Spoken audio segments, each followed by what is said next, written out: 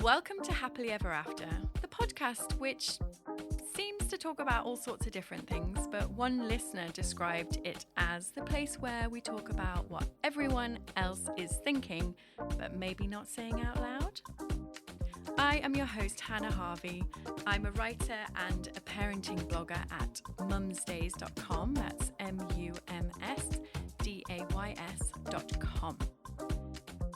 If you wouldn't mind subscribing and leaving a review, that would be amazing because it basically means more people can find the podcast. And I also would really love to hear from you. So please could you contact me through Instagram at mumsdays. You can message me anything really, but you know, your stories of life and heartbreak, or any thoughts you might have on the episode, or any questions you want answering. And as always, you can find the details from this episode in the show notes. Welcome to Happily Ever After with me, Hannah Harvey. And hot off a very slow rebrand, I wanted to talk to you today about my blog, Mumsdays. A little bit about the history and basically the vision going forward, because it also involves you guys. And then the other thing today, just to draw your attention to, is the fact that it's episode 21 of this podcast, which may seem like who gives a crap, but according to my mate Sean, only 3% of podcasts ever get to episode 21. So giving myself a little pat on the back for that one. So thank you to everybody who's been involved so far. But before I do anything else, I need to introduce Katie. Hello. Hello, Katie, sitting there quietly in the background. Katie is basically one of the major reasons that I even have a podcast and a blog. Did you know that, Katie? I feel like I came on board with Hannah right at the start of things when she was just going into the recording studio for the first time and had 8 podcasts to record and some social media to do and needed a little bit of help with it. Yeah. We often joke that Katie is the other half of my brain. You basically are, right? Oh, it's a privilege and a pleasure. Oh.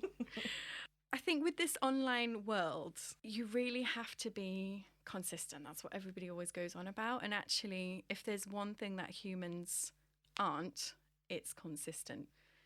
So, you know, there's times when life just get the better of me and you're there to basically cheer me up and pick up the slack, or generally just make sure that I am showing up consistently, because then that allows me to actually be authentic and to do this. Because, you know, the biggest fear for me, I've been doing this for at least 10 years, because Ruben's 10, and there were massive gaps where I just couldn't show up authentically. And my biggest fear for restarting Mumsdays was that would happen again. And it kept making me feel like a failure if I wasn't able to be consistent. So the biggest gift I gave to myself as part of the divorce process and the fact I was needing to restart a career was to say, I need help with this thing because I love it and I want it to work, but I can't do it all on my own. So that's where you come in. So, you know, how are you finding it, Katie? Well, I think it's great. It's been a really good opportunity for me to sort of tap back into my creative side. I love when you record the podcast and then we get the opportunity to work on that together and build content off it. And it helps my brain work, and I help your brain work as well. You do. I think when you first came to me, I was a bit sort of like, what is it you actually want from me? Because we just bumped into each other, didn't we? And then we went for a coffee at a local coffee shop, had like 10 minutes to catch up on what has happened to us over the past 10 years. And then she was like, do you know how to use Facebook, by the way? And I was like, yeah, I guess I do. And then it became clear later on that she was actually asking if I would help with some of the stuff that she was doing. And it's been, once I found out more about it and sort of realised what Mumsdays was and what she was talking about, and I just thought it was the kind of thing that I really wanted to get involved with. I think it's really important what we're doing here and the stuff that we're talking about.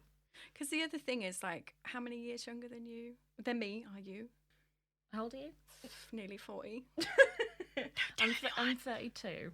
So okay. 8 years. And you don't have kids. No.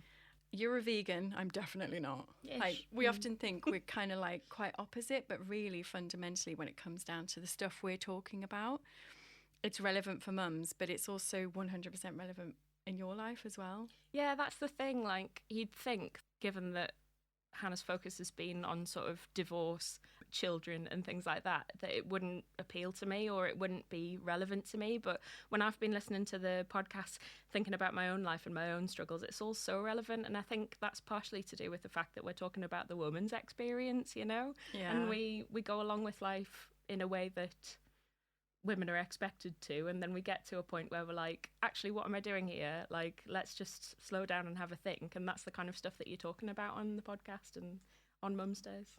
Yay. That's good.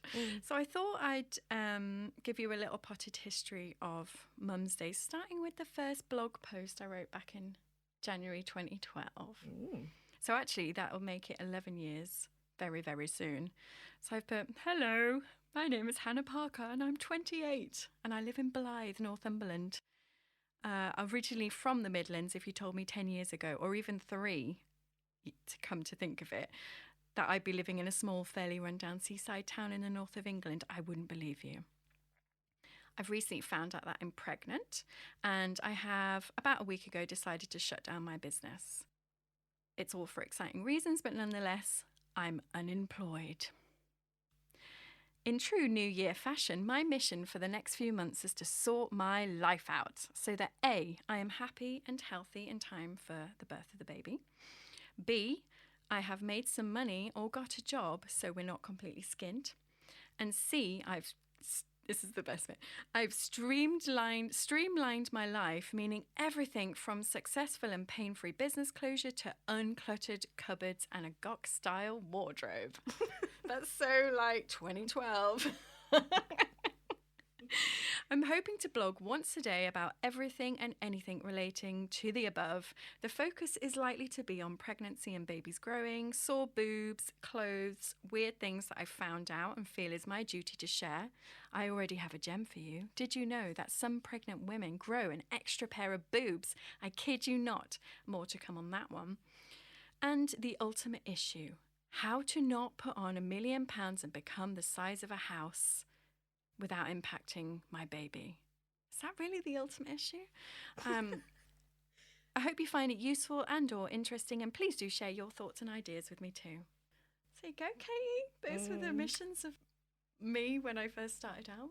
Yeah, it's funny, isn't it? Because obviously you're talking about deciding to close down your business, which is how we first met. Yes, you used to work for me in that business. Yeah, so like that was my very first job, and I didn't really know what the world of work had in store for me. And the start was with Hannah, and it's funny that we're looping back around to that now, because like from this blog post that you've just read out as well, like it's a lot of the same stuff actually. We're still talking about weird things and boobs and clothes, aren't we? You know, like it's still relevant today because it's what we're interested in.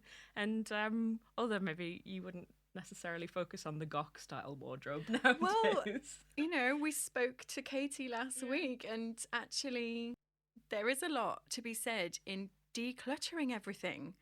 And the fact that I was talking about decluttering then, and I'm still talking about it today, is quite interesting. Like, I feel like my brain is a cluttered place.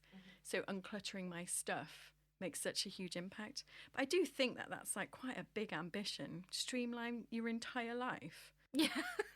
Yeah. And this was like before you even had the help of Kath. I don't know how you were thinking you might do that back then. I was never going to do that on my own. Yeah. But bless me for trying. Yeah. I'm always trying. Obviously, like over the years, there were like huge gaps in my presence. But, you know, this blog grew to be something that I really, really loved. And I didn't realize, because when I started, I was like, I'm going to do this because I need to make money. And I'd read a few articles. At the time, everyone's like, become a blogger and make millions of pounds. And I'm like, yes, that's what I'm going to do. But I didn't expect to love it as much as I did. And it's particularly things like writing. I had a big thing where I was like, I'm a mathematician and an engineer. I'm not a writer. And I tried really hard in school at English and always got shit grades, which was so sad.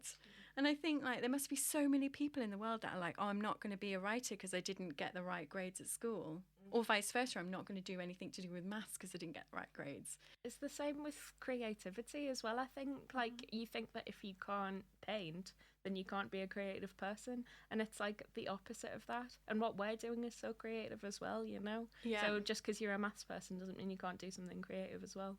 Yeah, because there's obviously something about the order of maths that appealed to me, so therefore I was good at it. It's clean, it's uncluttered. But I've just found as I was writing, the more I was sharing my thoughts honestly and my feelings about life, that I was really enjoying the writing process. It was uncluttering my head, and I was getting lovely feedback. You know, having people reach out and being like, I'm at the same stage as you, or a few months behind me, and they could kind of see what was coming.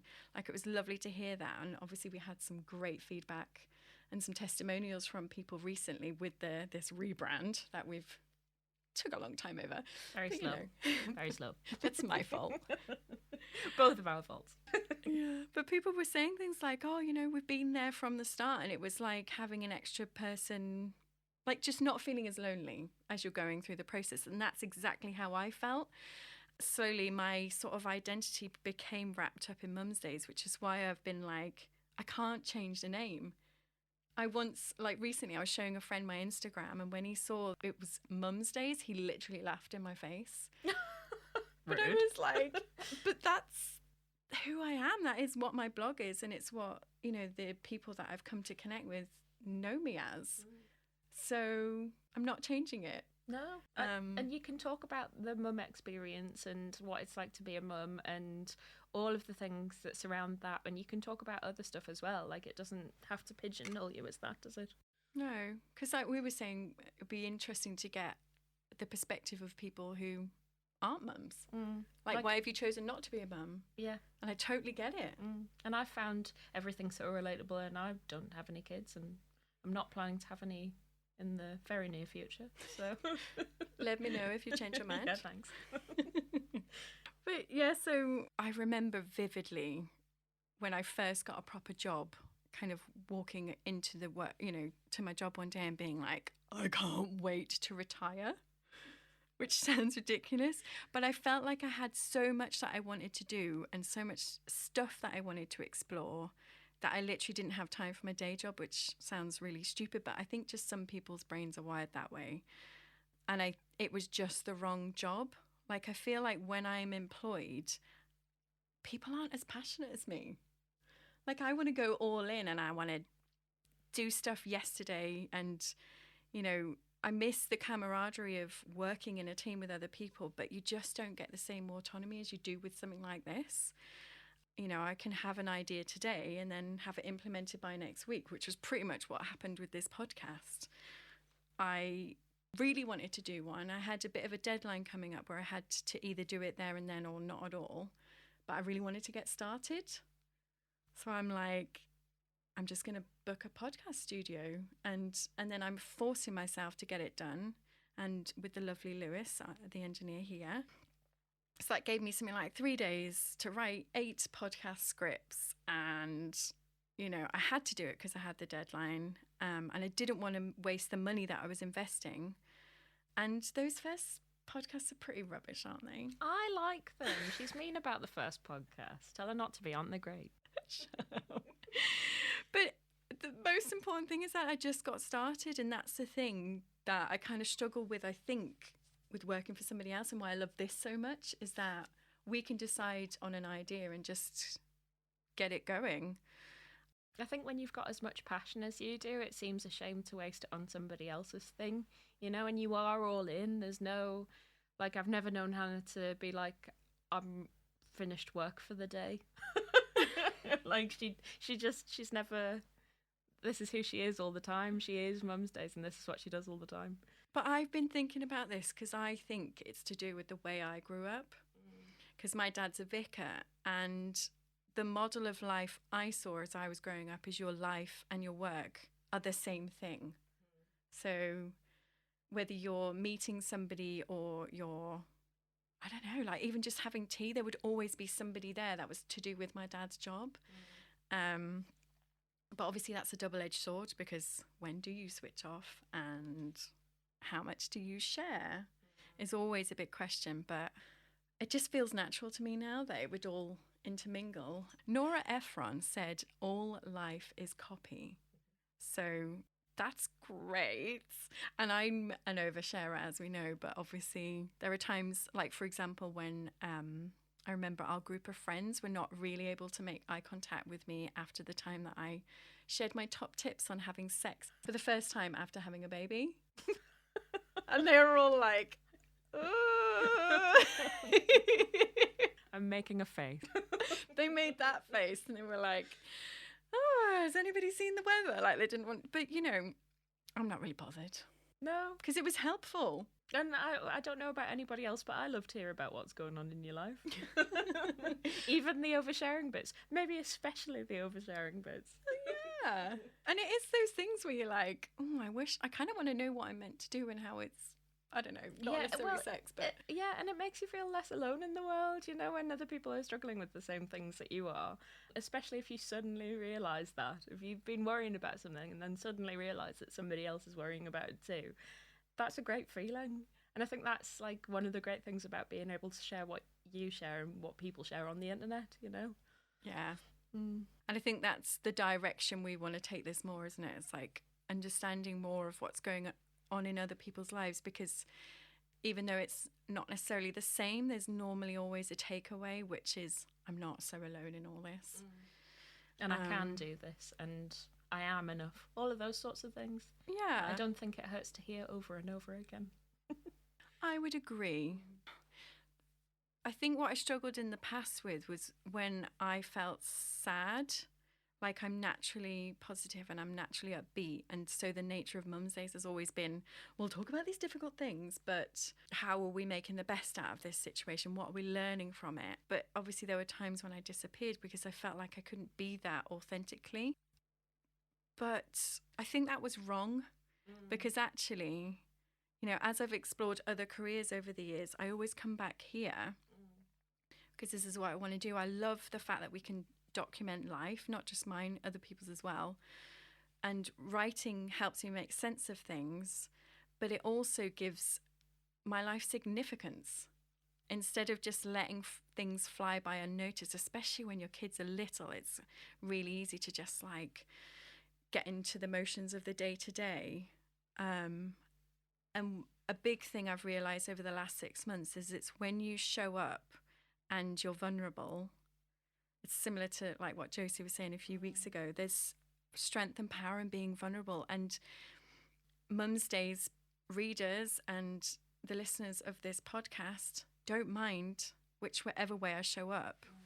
That's what I seem to be getting. And in fact, people reach out more when you share how you're feeling. Yeah, I was reading Glennon Doyle's latest book last night, and what's it called? Untamed. Oh yeah, I've read that. It's really good.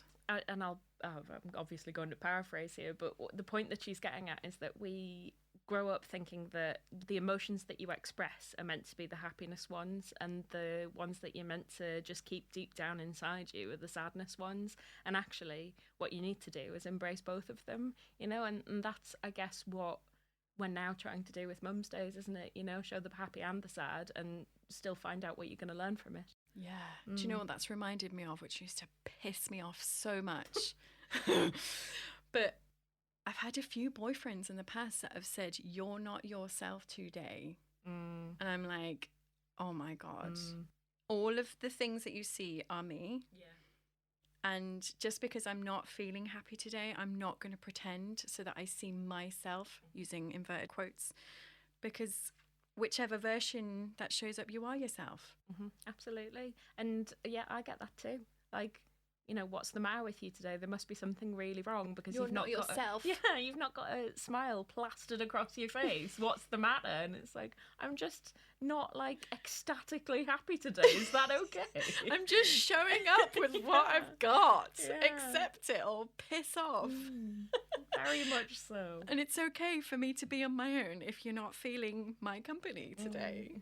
So yes, I think the whole thing that I'm loving is just connecting with other people and, understanding what everybody's going through, because everybody's different. And when I do share the vulnerable things, people will come back with their stuff. And often it's a lot worse than mine, I'll be honest. Yeah. And that puts things in perspective as well. But then there might be somebody with a shared or even worse experience to that as well. Yeah. And the fact that we all get to share that with each other and make everybody feel less alone is a great thing.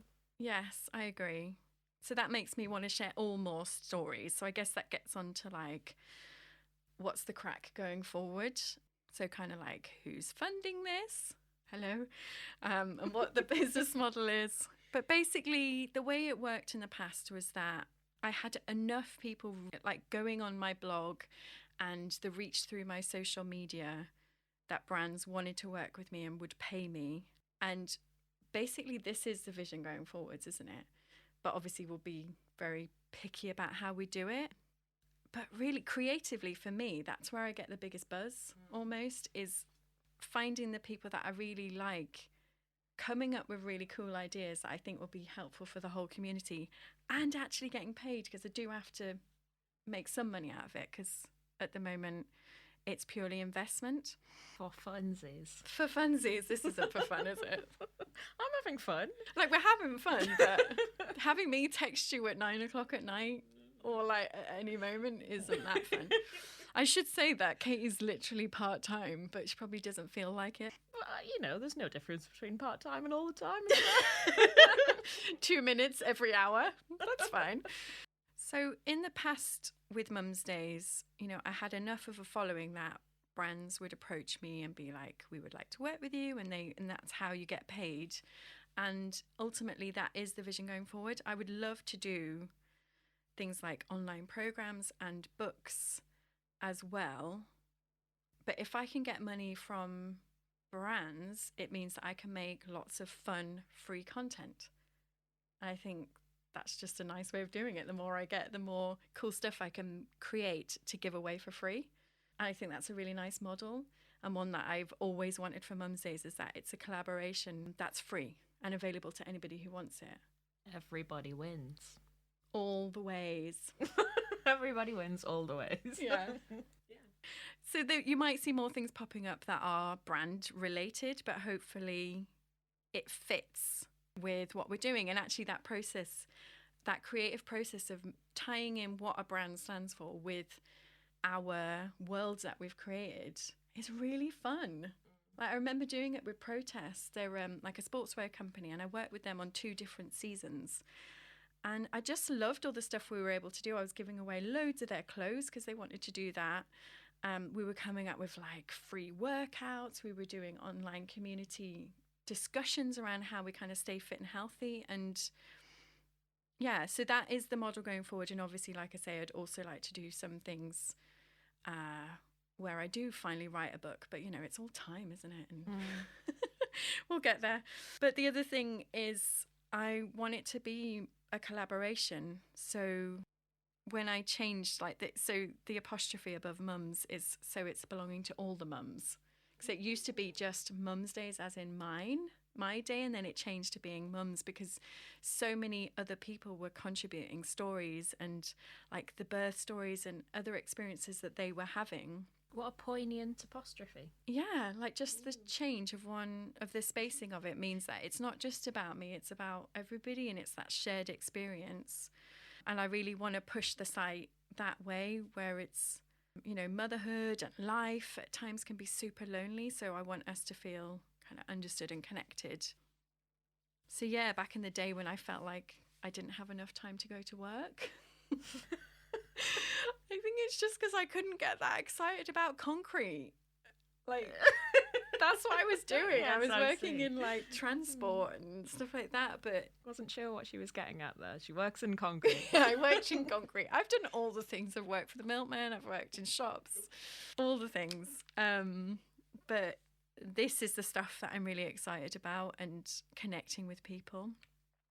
So yeah, I felt like I didn't have enough time to go to work, but then I had kids, and for a while, your entire life is consumed by keeping the child alive and then yourself alive. And things like your dreams and ambitions have to take a bit of a back seat. And for me, I think of it as being like having your granddad on the back seat of the car, like opinionated, quite noisy, liking to tell you how to drive. You should be going that way, whatever it is. But, you know, no matter how much you love this backseat driver, whatever it is, mine was always a certain amount of like dreams and ambitions. You haven't got time to see to them in a way that you really hoped you would. And I know that all the people that are listening to this and who read Mumsdays, I think that's one of the key things that we connect on is we might have a different backseat driver, but there's something that's pulling us to do it, and we just don't always have the time or the energy or the motivation, or there's always something that's getting in the way. And that's the kind of thing that I want to be talking about on Mumsdays, which is why I loved Claire's tagline so much. So it's Mumsdays all the ways. Because there's just so many different flavors of motherhood out there, and they're all right. As long as your child is cared for and loved, you're smashing being a mum. But it's the backseat driver that I'm really interested in. Like, what's the pull in your life? What you're trying to squeeze in? What's important? What have you overcome in order to do these things? These are the kind of stories that I want to share because they're really inspiring. You know, the ones that help us feel a bit more understood and to stop motherhood in my case, but life in other people's case, just not be as lonely. So I guess that's probably a good place to stop. Yeah. But we would love, wouldn't we, Katie? We would. We would love you to come and join the community. So you can sign up. Probably the best way is the newsletter, to sign up there so you never miss a podcast or what my backseat driver has to say. Oh my God, we need to move away from that weird analogy. But often we'll have freebies and like loads of other things that hopefully you'll find useful. And you can sign up to that at mumsdays.com/subscribe. But then the other thing we really want, Kate, is people to write, isn't it? If you want to be in the backseat with Hannah. Woohoo! Yeah, but we do. So yes, if you've got any ideas, please get in touch. You can email me, Hannah at mumsdays.com, or Katie, which is KATIE at mumsdays.com. And we'd love to hear from you. Thanks, we would. Katie. Thanks for coming in and chatting. You're going to be a regular, aren't you? Oh, I am. So you'll hear much more from Katie. Yeah, thanks everybody. Bye. All right. Thank you so much for listening and have a great week. And I'll see you next time for another episode of Happily Ever After with me, Hannah Harvey. I would be very grateful if you wouldn't mind leaving a review or subscribing, because this helps more people find this podcast. And of course, if you've got a friend who you think might enjoy this episode, please do recommend it to them as well. For anything else, your thoughts on the episode or any questions, please do get in touch with me through Instagram at Mumsdays, or you can email me, Hannah at mumsdays.com. And I genuinely love hearing from you, so please do get in touch. Bye.